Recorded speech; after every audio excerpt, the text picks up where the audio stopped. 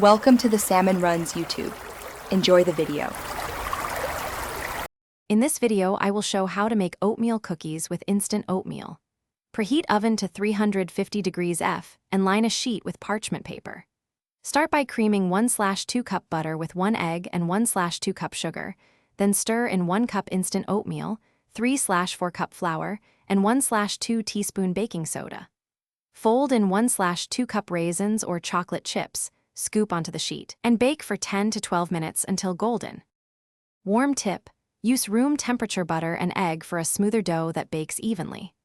Mix dry ingredients separately, then add them gradually to the creamed butter and sugar to prevent overworking gluten.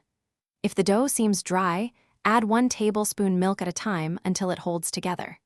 Chill for 10 minutes if too soft, then portion with a tablespoon and flatten slightly before baking for even. When the cookies come out, let them rest on the sheet for 5 minutes so they finish setting without breaking.